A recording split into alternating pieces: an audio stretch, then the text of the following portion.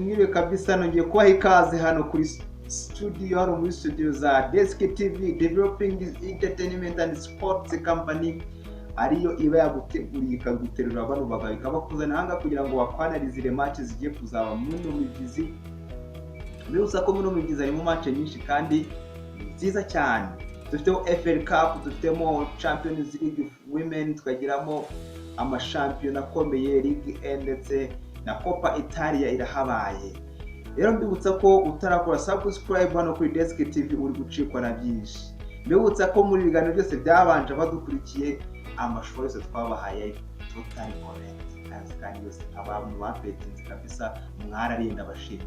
Ariko mujye mwibuka ko na momo zacu zikora twita twayishwadira mwibuke yuko natwe tuba dukora rero ntago ari byiza yuko mukomeza kunezezwa n'ibyiza gusa. Hanyuma turacyabaha byinshi rero no kuva mu byiza tujya mu Burundi. Uyu munsi ni FA Cup muri kumwe nanjye nawe Brooklyn hano kuri kamera za nyaza DESC TV kabisa. Bari kumwe na mugenzi wanjye rero nk'isanzwe mu gisata cya sports atugezeho ubusesenguzi bwimbitse. Reka mwakire kabisa n'abasuhuze abibwire ko akundageza aturagurika ngo papa kabisa. Ibisanzwe rero nagarutse ku ipano, nagarutse ngo tuganire umupira wa mu sesenguzi wanyu udasesereza kongerejwe bakumve byogerejwe bakumve. Olivier de Pandit. Yes, ni Olivier de Pandit turi kumwe kabisa n'ubwo uyu munsi yigize umwari gusa gerageze yogerejwe kugira ngo ibyaza kubabwira mu bitega amatwi mu byumve neza kugira ngo nize kubabera ubukini isukari. Rero uyu munsi ntabwo ndi butinda sindi bwizimbe mu magambo ahubwo ndi buze guhita nkubita mvanduranya mereye ku munsi wa none kabisa muri Coppa Italia ikipe yitwa Juventus do turi buze kwakira Cagliari. Hanyuma mu munsi w'ejo kuwa gatatu itariki 18 ikipe yitwa Toyota dukomeza muri Spain La Liga reka bizabihari La Liga Santander. Espanyol Barcelona kabisa akire ikipe yitwa Valencia ku isa saa 4 n'igice. Hanyuma Villarreal yakire Rayo Vallecano ku isa 4 n'igice. Hanyuma France Ligue 1 hari match ukomeye ikipe ya mbere n'ape bizakina.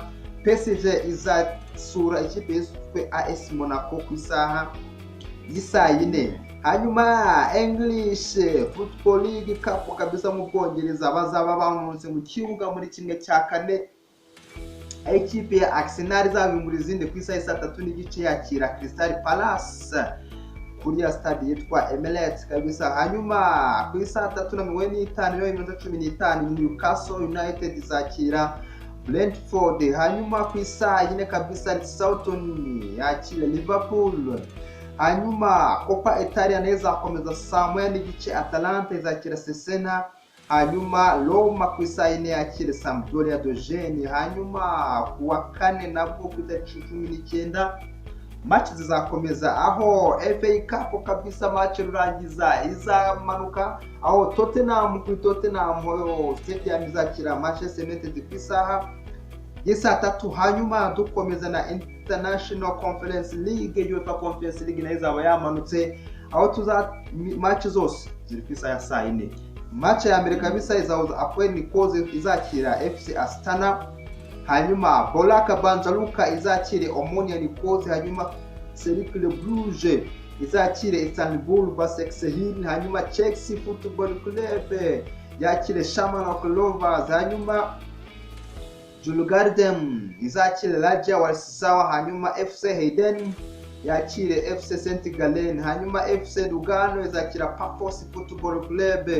Na ikipe yitwa Hearts izakire CSKA Petro Club. Hanyuma Jelonia Bielefeld izakire Olympiacos Ljubljana. Lars izakira Vikingul Reykjavik. Hanyuma Larme yakire Genk. Hanyuma Molde izakira Marda Borislav. NK Celje izakire TNS.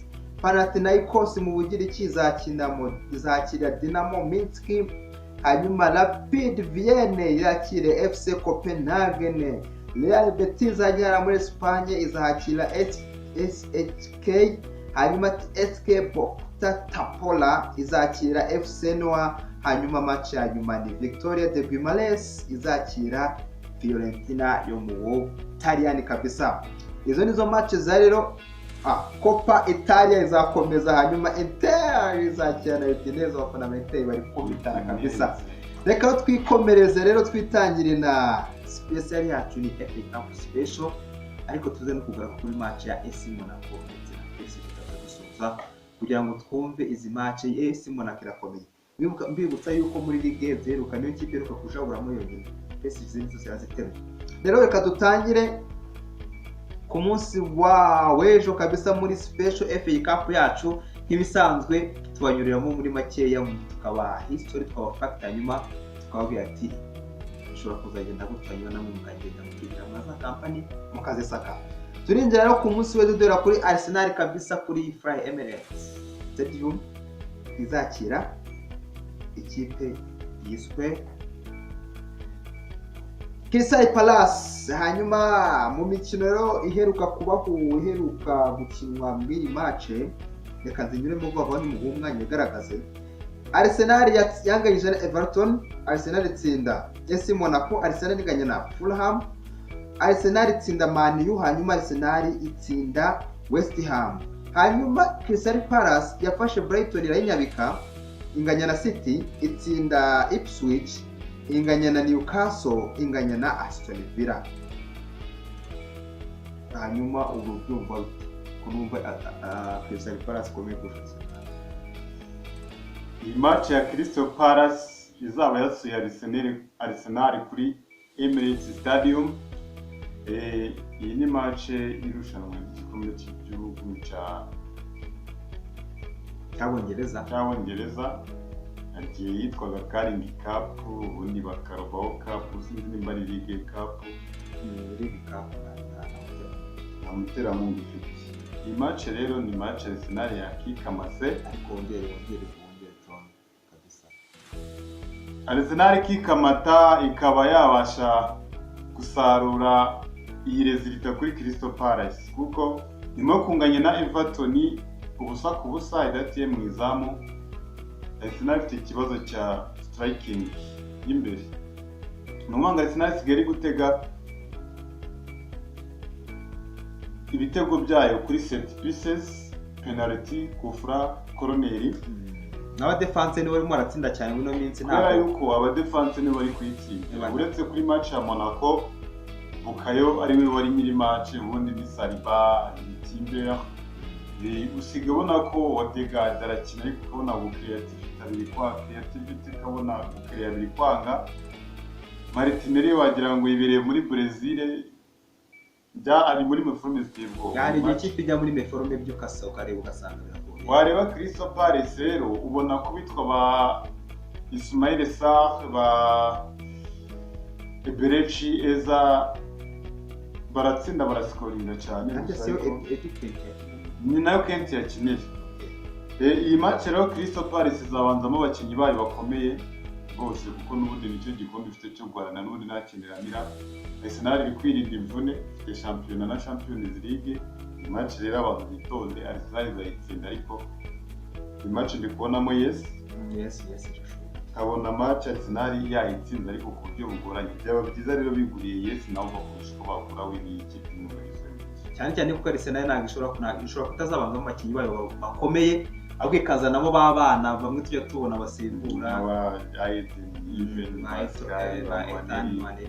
rero amateka icyatubwira mu mikino 10 ariko guza no makipe. Arsenal yatsinze 5 banganya 4, hanyuma Crystal Palace yatsinze umukino umwe wonyine, nahanyu rero mukigurira.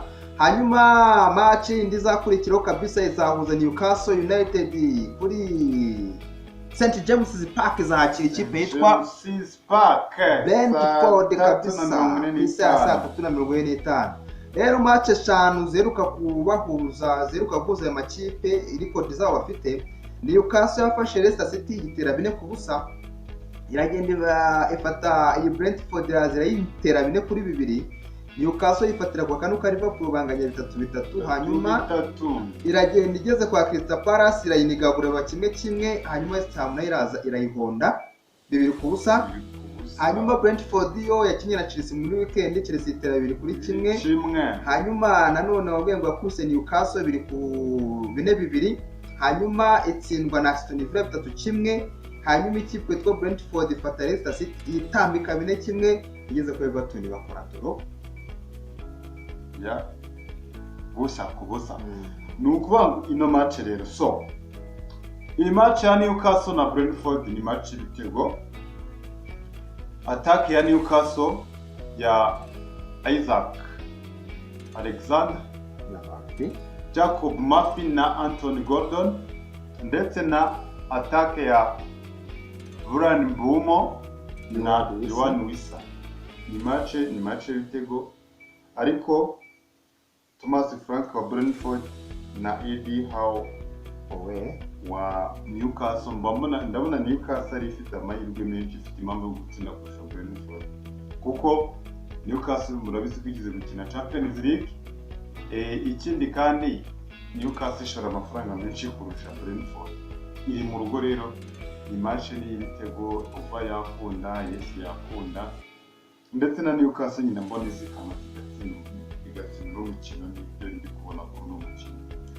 Rero no ya fact wahoze ubabwira mu kanya ya indi ihora yigenda mu rwaro utabitabije n'amakipe yo mu Bwongereza. Muri uko ko Chelsea yatsinze Newcastle muri championnat, hanyuma muri FA Cup Newcastle igatsinda Chelsea nabi cyane 2-0. Nanga rero ko Brentford muri championnat yatsinze Newcastle, ndabona hano bishobora kuvuga ko icyo kintu cyazisubira, hanyuma Brentford ikaba yasezererwa kabisa. Rero uko amateka tubwira mu mikino 10 iheruka, Newcastle yatsinze 7 banganya 1, hanyuma iyi Brentford yatsinze imikino 2 yonyine. Dukomeze kuri match yo kurikiye, Soton izabakiriye Liverpool mu rugo. Abatagatifu barapfuye, ikipe ya mbere ni ya nyuma bizahura mu kandi karushanwa. Tubutse ko match iheruka byarangiye ari 3-2 bya Liverpool, rwose basogawara mu Yapani yadukoreye agashya, baro arayikaraho ku minota 43 irayisimbukanye y'Urwanda mu izamu. Rero uko match 5 ziheruka za Liverpool ni ikipe ya Soton izaba yakinnye na Newcastle na Tottenham itira 5-0. Tottenham irayirashe, hanyuma Aston Villa irayica 1-0. Chelsea irasamo 5, Brighton bakoze doro, Liverpool irasa 3-2, uteranyije basanga ari ibitego bigera muri 14. Ibitego 14 muri defense yayo. Hanyuma ikipe ya Liverpool yonyangayije na Fulham 2-2, itsinda ikipe yitwa Girona 1-0, inganya na Newcastle 3-3, itsinda City 2, itsinda Real 2-0. So iyi match y'ikintu twayivugaho ya Liverpool na Southampton, ni amakipe atanganye ubushobozi, atanganye imari, atanganye n'abakinnyi. Liverpool irascoringa, Southampton ikinjizwa. Iyi match rwose, iyi match Liverpool niyo yazana ikipe ya kabiri. Iyi match yayitsinda kandi ibitego biri 3. Iyi ni win ya Liverpool. Ahubwo Liverpool ni biri gutegura match ya kimwe cya kabiri. Over cyane, over rwose ya 3 n'igice muzayigure ndayibahaye iyi ngiyi zabo. Hanyuma reka twikomereze rero ku munsi wa nyuma, ari wo mukino wa nyuma uzaba ari uzahuza Manchester United kabisa, izaba yagiye kwa Tottenham, iyo bita London Tottenham Stadium yo kabisa ku isaha y'isa 4 z'ijoro. Postecoglou agiye kuzahura na Robin Amorim amaze kwita Guardiola. Rero mu mikino 5 iheruka ya Tottenham na Man U, nkuko twabibonye Tottenham atsinze Soton 5-0. Tottenham iragenda muri UEFA Europa League inganya 1-1, hanyuma ihuye na Chelsea itsinda 3-4, hanyuma Bournemouth irazitsinda 1-0, hanyuma inganya na Fulham 1-1.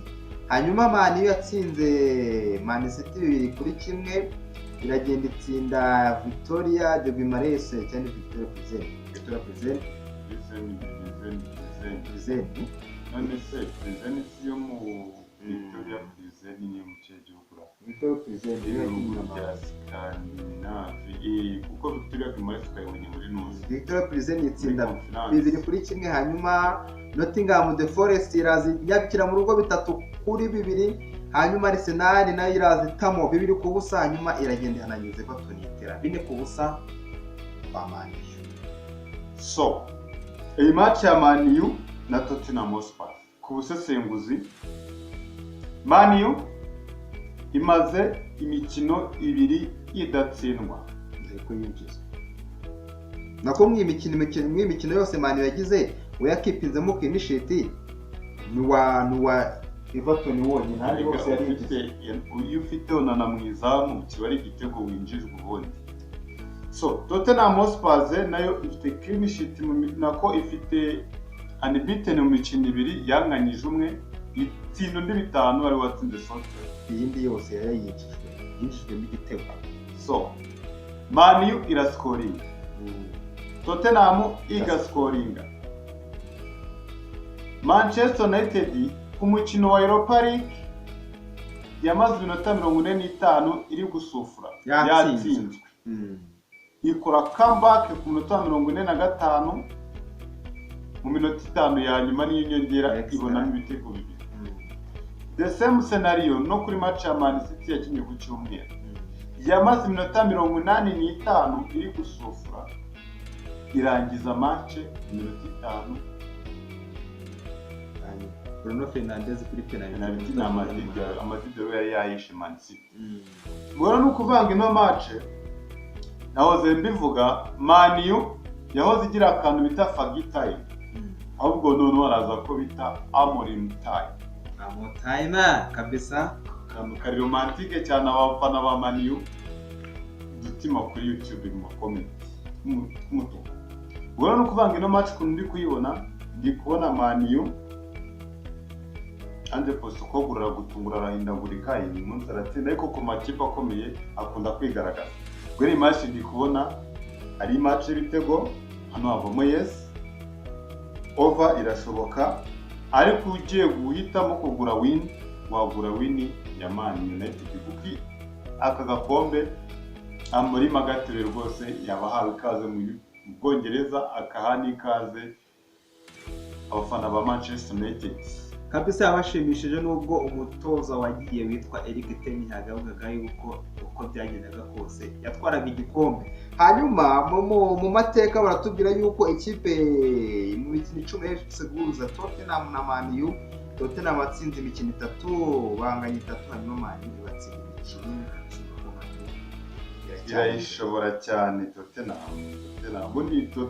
Man U na Liverpool ni ikipe zishobora ariko Chelsea niyo ya mbere, Liverpool ikaba ya kabiri, Man U ikaba ya gatatu, Tottenham yizigezeho ihinduka Coventry yakama bagakubita rwose. Noneho reka nkone babwiye rero tuze kongera kugana kuri umukino muri Ligue A. Kabisa iyi Ligue A ni champion buri ihora hindagurika uko bivuze mu kayite kubiganira out of camera yuko bo bakunda ibiryo mu Bufaransa bakunda ibiryo aho zari gufa ikintu n'uma McDonald's. Kabisa ya kampani abana bakunda mu McDonald's ya kabisa kampani iyi Ligue A yo nanjye nayikina bamamaza ibiryo akenshi rwose ni ibiryo free delivery no ku stade rwose bicamo mu bireba. Rero reka twigire muri Ligue A rero McDonald's aho ikipe yitwa AS Monaco yari yakukirwa mu baboxe gusa nta muturage wo mu kintu turari kwizatunga bataji rero hariya kuri stade yaho mu baboxe abakire bamanutse bazaba bakiriye abastari bo mu Arabia Saudite. Ese stade ya Monaco uzuko yitwa? Yes, stade ya Monaco bayitubwiye yitwa stade Ludovico wa kabiri. Luide hanyuma Paris Saint-Germain ku mwanya wa mbere n'amanota 37 yatsinze imikino 15 itsinda 11 inganyine ntiratsindwa. Hanyuma yatsinze ibitego 40 byose, hanyuma itsindwa 12 na ikipe yitwa Monaco yatsinze ibitego 24 itsindwa 12 ikintu cya 15 itsinda 9 itsindwa 3 inganye 3 nuko bimeze. Hanyuma mu mikino 5 yo gukina ikipe yitwa AS Monaco yangaje na Stade Rennes busa itsindwa na Arsenal 3-0 itsinda ikipe yitwa 2-0 hanyuma itsindwa na Olympique de Marseille ibitego 2-1 hanyuma itsindwa na none n'akano gakipe muri Ligue 3 kuri 2. Hanyuma Paris Saint-Germain yatsinze Olympique de Lyon 3-1 Paris Saint-Germain Olympique de Lyon itsinda ikipe yo muri zirigi yatsinze 3-0 itsinda inganya 1-0 hanyuma inganya na Nantes 1-1 hanyuma itsindwa na Bayern igitego 1-0 kabisa. Iyo rero niyo match ihari. Hanyuma uribiwe Dependent urabivuga iki nkuko byumva Monaco defense yayo irangaye nka Paris Saint-Germain ariko attaque ya Paris Saint-Germain hejuru ya Monaco. Iyi match twabonye ko mu mikino iheruka Paris Saint-Germain yatsinze imikino ine na Monaco itsinda imikino ine isige barayinganya. Ni ukuvuga ngo Monaco ni ikipe ikunda kwagaraho cyane yo gukina na Paris Saint-Germain. Ariko nkuko Monaco ifite abakinnyi benshi harimo abitwa ba Mohamed Salisu bakinye mu Bwongereza, abitwa ba Takumi Minamino, ikagira Nuza Alexandre Golovin wari uzi ko na Florent Balagun asigaye akina muri Monaco. Paris Saint-Germain rero uyu mutoza witwa Luis Enrique ari kugaragaza guhuzagurika cyane muri minsi we Donnarumma ubona ko mbese muri make Paris Saint-Germain iri hasi iri muri uniforme kuva ku muzamu defense ba Paco ba Marquinhos Mediane uretse Vitinha wizeyemo umwanya ndetse na João Neves ubona ko Fabian Ruiz na Emery mbese muri make ubona ko Paris Saint-Germain muri minsi ni Chambaride nono attaque yayo ni Barcola ni Koromwani Dembele Kangaye ni Basensi ubona ko muri make uyu mutoza witwa Luis Enrique rwose iyi Paris Saint-Germain na Monaco ubona ko Monaco rwose ramutse yikamase yayitsinda. Ariko uko mbibona nje ndabona umuntu yagura double chance ya Monaco cyangwa se bakagura kunganya rwose ahanga umubaguze kunganya niyo yari nkuko rero babwiye umukino 10 rero kamateka tubwira ko Monaco yatsinze na PSG itsindine hanyuma banganya umukino ubiri imikino ibiri banganya rero nahanyu ugenda mukigurira rero oya mufara ko biri ibintu by'amayesi bari ikibazo badatsindanye banganya ubusa rero byari ibyo ngibyo nahanyu mugende mwigurire mugura amakipe yanyu.